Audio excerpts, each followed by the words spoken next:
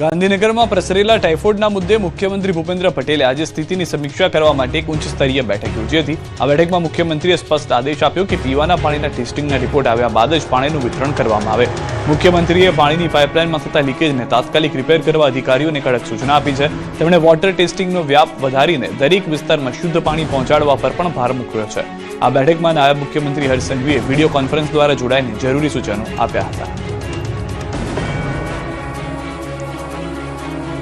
ગાંધીનગરમાં ટાઇફોઇડ ફાટી નીકળવા છતાં સત્તાધીશો અને અધિકારીઓ ક્રિકેટ રમવામાં વ્યસ્ત છે। કોંગ્રેસે માટલા ફોડી વિરોધ કર્યો।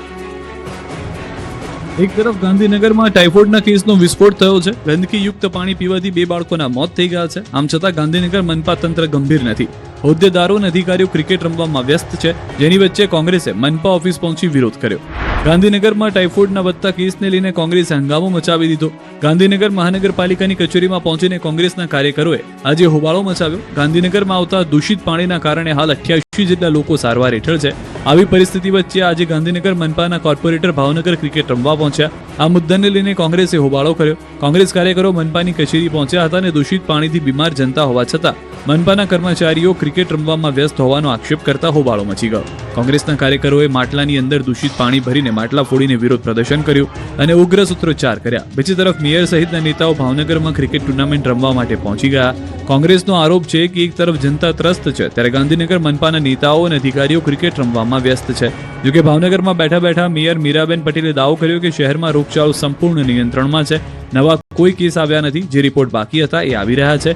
કોંગ્રેસે જવાબદારો સામે માનવવધનો ગુનો દાખલ કરવાની માંગ કરી છે। આ તરફ મનપા કમિશનર JN વાઘેલાએ ગોળ વાતો કરી। જોકે તેમની વાતોમાં એ વાતની કબૂલાત હતી કે કેટલાક વિસ્તારમાં દૂષિત પાણી લોકોને પીવામાં આવ્યું, જેના કારણે બીમારી વકરી। કમિશનરે આશંકા વ્યક્ત કરી કે કોંગ્રેસના નેતાઓ જે દૂષિત પાણીની બોટલ લઈને આવ્યા છે એ ગટરમાંથી કે અન્ય કોઈ જગ્યાએથી ભરીને આવ્યા હોઈ શકે છે। તંત્રના દાવા પ્રમાણે જે એક બાળકનું મોત થયું છે તેનું કારણ ટાઇફોઇડ નથી। કમિશનરે કહ્યું કે હાલ 88 દર્દીની સારવાર ચાલી રહી છે, જેમાંથી કોઈ ગંભીર નથી। સાથે જ પાણીના 1900 થી વધુ સેમ્પલ લઈને પરીક્ષણ કરાયું, જેમાં તમામ જગ્યાએ પાણી પીવા લાયક હોવાનું પુરવાર થયાનો દાવો કરાયો। રાજ્યભરમાં પાણીપુરી વિક્રેતાઓને ત્યાં આરોગ્ય વિભાગની તવાય આવી પાણીપુરી ખાશો તો મરી જશો। પાણીપુરીના રસિકો માટે સૌથી ચિંતાજનક સમાચાર આવ્યા છે। અમે જે દ્રશ્યો બતાવવા જઈ રહ્યા છીએ તે દ્રશ્યો નિહાળી તમે પાણીપુરી ખાવાનું બંધ કરી દેશો। જે જગ્યાએથી પાણીપુરીનો ચટાકો આવે છે, સ્થળ જોઈ લેશો તો જીવનમાં ક્યારેય પાણીપુરી ખાવાનું નામ નહીં લો। કેમ કે ગાંધીનગરમાં ટાઇફોઇડના કેસોમાં વધારો થતા આરોગ્ય વિભાગ હરકતમાં આવ્યું। ગાંધીનગર મનપાની ટીમે પાણીપુરી ઠંડા પીણા વેચતા વેપારીઓ પર તવાઈ બોલાવી 2 દિવસમાં પાણીપુરી ઠંડા પીણા સહિતની 140 લારી બંધ કરાઈ। મહાનગરપાલિકાના એસ્ટેટ અને ફૂડ સેફ્ટી વિભાગે સંયુક્ત ડ્રાઈવ યોજી કાર્યવાહી હાથ ધરી। 93 જેટલી પાણીપુરીની લારીઓ બંધ કરાઈ। આઈસ્ક્રીમ સોડાનું વેચાણ કરતી અનેક લારીઓ બંધ કરાઈ। 24 જેટલા સોડાના વેચાણ કરતી લારીઓને પણ બંધ કરાઈ। આઈસ્ક્રીમનું વેચાણ કરતા પ્રેમ મેવાડની 15 લારીઓ બંધ કરી। અમદાવાદમાં જો તમે રસ્તા પર ઉભા રહીને હોશે પાણીપુરી ખાતા હો તો પહેલા આ દ્રશ્યો જોઈ લેજો। જે પાણીપુરી જોઈ મોઢામાં પાણી આવી જાય છે એ જગ્યાએ બને છે કે અત્યંત ગંદકીવાળી સડેલા બટેટા, વાસી ચણા અને કાળા પડી ગયેલા બિન આરોગ્યપ્રદ તેલમાં તળાય છે। ગંદકીના સામ્રાજ્ય અને દુર્ગંધ મારતી જગ્યાઓ વચ્ચે તૈયાર થતી આ પાણીપુરી તમારા સ્વાસ્થ્ય માટે હાનિકારક છે। અમદાવાદ મ્યુનિસિપલ કોર્પોરેશનના ફૂડ અને આરોગ્ય વિભાગ દ્વારા જમાલપુર અને બહેરામપુરા વિસ્તારમાં આવેલા કેલિકો મિલ કમ્પાઉન્ડમાં 20 થી 25 જેટલા પાણીપુરીના ઉત્પાદકો પર રેડ કરવામાં આવી। આ દરોડા દરમિયાન અધિકારીઓએ પણ દ્રશ્યો જોઈને ચોંકી ઉઠ્યા। પાણીપુરીના મસાલા માટે સડેલા ચણા, બટેટા, પૂરી તળવા માટે વપરાતું ઝેરી કાળું તેલ અને ગંદી કુંડીઓ કે ડસ્ટબિન જેવા પીપળામાંથી ભરાતા પાણીનો વ્યાપક ઉપયોગ થતો હતો। ગંદકીના સામ્રાજ્ય અને દુર્ગંધ મારતી જગ્યાઓ વચ્ચે તૈયાર થતી આ પાણીપુરી એએમસીની ટીમે તમામ સડેલા બટેટા અને ચટણીનો નાશ કર્યો। આરોગ્ય વિભાગે વિવિધ સ્થળોએથી સેમ્પલ લઈ કડક કાર્યવાહી હાથ ધરી હતી। ગાંધીનગર અને અમદાવાદ બાદ રાજકોટમાં આરોગ્ય વિભાગે પાણીના નમૂના લીધા। ગાંધીનગરમાં દૂષિત પાણી પીવાના કારણે અનેક બાળકો બીમાર પડવાની ઘટના બાદ ગુજરાતભરમાં તંત્ર હરકતમાં આવ્યું। ઘટનાના પગલે રાજકોટ કોર્પોરેશન તંત્ર દ્વારા શહેરના વિવિધ વિસ્તારમાં પાણીના સેમ્પલિંગ અને ક્લોરિનેશનની તપાસ હાથ ધરવામાં આવી। આ દરમિયાન ખાસ કરીને શહેરના કોઠારિયા વિસ્તારની વિવિધ સોસાયટીઓમાં આરોગ્ય વિભાગની ટીમો દ્વારા સઘન ચેકિંગ હાથ ધરવામાં આવ્યું। રાજકોટના તમામ 18 વોર્ડમાં આરોગ્યની ટીમો દ્વારા 350 થી 400 જેટલા સ્થળોએથી પાણીના નમૂના લેવાની કામગીરી કરવામાં આવી। આરોગ્ય વિભાગની ટીમો જરૂરી સાધનો અને કિટ સાથે ફિલ્ડ પર ઉતરી। કોઠારિયા જેવા ગીચ વિસ્તારમાં જ્યાં રોગચાળો ફેલાવાની શક્યતા વધુ હોવાથી અહીં ઘરે ઘરે પહોંચીને પાણીના નમૂના લીધા હતા। મહત્વનું છે કે રાજકોટમાં છેલ્લા એક અઠવાડિયામાં ઝાડા ઉલટીના 212 કેસ અને કમળાના 2 કેસ નોંધાતા તંત્ર વધુ સતર્ક બન્યું છે। આ તરફ પાણીમાં મૃત ગરોળી નીકળી છોટાઉદેપુરના નસવાડી તાલુકાના પલસાણી ગામે પાણી પુરવઠા વિભાગની ગંભીર બેદરકારી સામે આવી. પલસાણાથી ગામે પોચંબા પાણી પુરવઠાના ફિલ્ટર સંપના કુવામાંથી મૃત ગરોળી મળી આવી હતી. આ ઘટનાને લઈને મોગલા બેઠકના તાલુકા સદસ્યએ આક્ષેપ કર્યો છે કે તંત્ર દ્વારા લોકોના આરોગ્ય સાથે ચેડા કરવામાં આવી રહ્યા છે અને જો તકેદારી રાખવામાં નહીં આવે તો અહીં ઇન્દોર જેવી ગંભીર પરિસ્થિતિ સર્જાઈ શકે છે. આ સાથે જ અન્ય ફિલ્ટર સંપમાંથી પણ મોટા પ્રમાણમાં પાણીનો વેડફાટ થઈ રહ્યો હોવાનું સામે આવ્યું છે.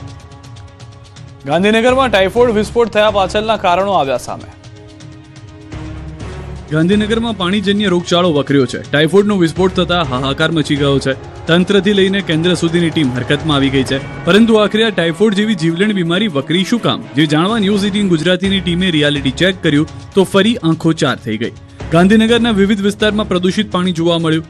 આદિવાડા સહિતના વિસ્તારોમાં પ્રદૂષિત પાણી આવતું હોવાનું સ્થાનિકોએ જણાવ્યું. તો બીમારીથી બચવા માટે સ્થાનિકોએ આરઓ વોટર પ્યોરિફાયર લઈ રહ્યા છે. પ્રદૂષિત પાણી આવવા પાછળનું કારણ પાણીની પાઇપલાઇનમાં લીકેજ હોવાનું સામે આવ્યું, જેને લઈને તંત્ર દ્વારા ઠેર ઠેર લીકેજ રિપેરિંગ કામગીરી હાથ ધરવામાં આવી. ગાંધીનગરમાં 30થી વધુ સ્થળોએ પાણીની પાઇપલાઇનમાં લીકેજ હોવાનું જાણવા મળ્યું.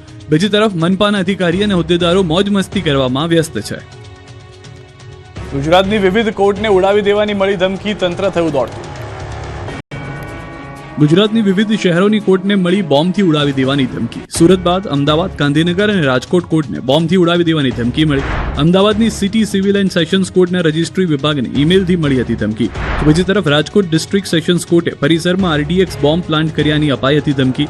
જે ઈમેલના પગલે પોલીસ દ્વારા કોર્ટ ખાલી કરાવાઈ હતી. એટલું જ નહીં, રાજકોટ કોર્ટ પરિસરમાં એસઓજીએ તપાસ દરમિયાન એક ડ્રોન મળી આવ્યું હતું, જે ડ્રોન મહેસાણાના વકીલ સાથે લઈને આવ્યા હોવાનું સામે આવ્યું. જોકે ડ્રોનની ચકાસણી કરતા કોઈ સ્ફોટક વસ્તુ તેમાં ઇન્સ્ટોલ કરાઈ ન હોવાનું જાણવા મળ્યું, જે મામલે પોલીસ વકીલની ડ્રોન બાબતે પૂછપરછ કરી રહી છે. આ તરફ સુરત ડિસ્ટ્રિક્ટ કોર્ટને બોમ્બથી ઉડાવી દેવાનો નામો ફોન કોલથી ધમકી મળી, જે અંતર્ગત બોમ્બ સ્ક્વોડ અને ટીમ દ્વારા વિવિધ સ્થળો પર તપાસ કરવામાં આવી. જ્યારે ગાંધીનગર કલેક્ટર કચેરીને ધમકીભર્યો ઈમેલ મળતા આખી કચેરી ખાલી કરાવાઈ હતી. જ્યારે ભરૂચની કોર્ટના મેલ આઈડી પર ઈમેલથી મળી હતી ધમકી, જેને કારણે તુરંત બોમ્બ સ્ક્વોડ અને ડોગ સ્ક્વોડ કોર્ટ પરિસરમાં ચેકિંગ હાથ ધર્યું. જોકે કોર્ટમાં ધમકી બાદ કલેક્ટર કચેરી અને મામલતદાર કચેરીને પણ ખાલી કરાવાઈ હતી. કચેરીમાં મોટી સંખ્યામાં આવેલા અરજદારોને બહાર કાઢવામાં આવ્યા હતા. બીટીપી અને ભાજપને રામ રામ કર્યા બાદ ડેડિયાપાડાના પૂર્વ ધારાસભ્ય મહેશ વસાવા હવે કોંગ્રેસમાં જોડાયા. સ્થાનિક સ્વરાજની ચૂંટણી પહેલા દક્ષિણ ગુજરાતના રાજકારણમાં મોટી ઉથલપાથલ થઈ છે. પોતાનું અસ્તિત્વ શોધવા માટે છોટુ વસાવાના પુત્ર મહેશ વસાવા કૂદકા પર કૂદકા મારી રહ્યા છે. વિધાનસભાની ચૂંટણી પહેલા બીટીપીથી અલગ થઈ ગયા હતા, જે બાદ લોકસભાની ચૂંટણી પહેલા ભાજપમાં જોડાયા. ત્યાં પણ કોઈ તક ન મળતા ભાજપનો સાથ છોડી હવે સ્થાનિક સ્વરાજની ચૂંટણી પહેલા મહેશ વસાવાએ પંજાનો એટલે કે કોંગ્રેસનો હાથ પકડ્યો છે. દાહોદમાં કોંગ્રેસની જન આક્રોશ યાત્રા દરમિયાન અમિત ચાવડાએ છોટુ વસાવાને કોંગ્રેસનો ખીસ પહેરાવીને કોંગ્રેસમાં આવકાર્યા હતા. કોંગ્રેસની જન આક્રોશ યાત્રા ગુરુ ગોવિંદ કંબોઈ ધામ ખાતે પહોંચી. આ યાત્રા દરમિયાન રાજકારણમાં મહત્વપૂર્ણ ફેરફાર જોવા મળ્યો. ભરૂચના આદિવાસી ક્ષેત્રમાં મજબૂત પકડ ધરાવતા છોટુ વસાવાના પુત્ર મહેશ વસાવા પોતાનું રાજકીય અસ્તિત્વ ટકાવી રાખવા માટે ભાજપ છોડીને કોંગ્રેસમાં જોડાઈ ગયા. આ પ્રસંગે ગુજરાત કોંગ્રેસ પ્રદેશ પ્રમુખ અમિત ચાવડા અને વિરોધ પક્ષના નેતા તુષાર ચૌધરી હાજર રહ્યા હતા અને તેમણે મહેશ વસાવાને કોંગ્રેસનો ખીસ પહેરાવી પક્ષમાં સ્વાગત કર્યું. મહેશ વસાવા પોતાના સમર્થકો સાથે કોંગ્રેસમાં જોડાયા. આ પ્રસંગે મહેશ વસાવાએ આદિવાસી વિસ્તારમાં કોંગ્રેસને મજબૂત કરવાના પ્રણ લીધા. સાથે જ ભાજપ અને આમ આદમી પાર્ટી પર પ્રહાર કર્યા. મહત્વનું છે કે એપ્રિલ 2025માં તેમણે ભાજપ અને RSSની વિચારધારા સાથે મેળ ન ખાતો હોવાનું અને બંધારણનું પાલન ન થતું હોવાનું કારણ આપીને ભાજપને રામ રામ કર્યા હતા. ત્યારથી અટકળો હતી કે તેઓ કઈ પાર્ટીમાં જોડાશે, જેનો અંત આજે દાહોદમાં આવ્યો છે. હવે મહેશ વસાવાથી કોંગ્રેસને આદિવાસી પટ્ટામાં કેટલો ફાયદો થાય છે તે જોવું રહ્યું. આદિવાસી વિસ્તારમાં એક પ્રાણીને લાવ્યા છે. દિલ્હીથી આવેલા ઠગ લોકોનો એક એજન્ડા ગાડી બન્યો છે ગુજરાત જોડો યાત્રા કરવા માટે. એ ગુજરાત જોડો યાત્રા નથી, આદિવાસી તોડો યાત્રા કરે છે એ માણસ. કેમ કે એને આપણે સબક શીખવવો પડશે. એનું કારણ છે કે પણ ભાજપનું પ્યાદુત છે, બે ટીમ છે, એ RSSની પેદાઈશ છે. અરવિંદ કેજરીવાલને આ અન્ના હજારે અને આ ભાજપે જ પેદા કર્યા છે. આ એના જ દીકરા છે, ભાજપના જ દીકરા છે. એટલે એવા લોકોને ઓળખી લેજો. સુરત સુમલ ડેરીથી રાજકીય અખાડો બન્યો છે. સભાસદોએ ડેરીને ઘેરી છે. સુરતની સુમુલ ડેરીમાં ફરી એકવાર ઘર્ષણ થયું છે. સુમુલ ડેરી સાથે જોડાયેલા સભાસદોની ધીરજ ખૂટી હતી. સુમુલ ડેરીના હજારો સભાસદોએ ડેરી ખાતે પહોંચીને ડેરીને ઘેરી લીધી હતી. 1000થી વધુ સભાસદો સવારથી જ સુમુલ ડેરી ખાતે પહોંચી ગયા હતા. વિવિધ માંગણીને લઈને સભાસદોએ હંગામો કર્યો. સભાસદોમાં ભારે આક્રોશ જોવા મળ્યો. તાત્કાલિક ધોરણે ચૂંટણી કરવાની માંગ સાથે પશુપાલકોએ વિરોધ નોંધાવ્યો હતો. સુમુલ ડેરીને રાજકીય અખાડો બનાવ્યાનો આક્ષેપ કર્યો.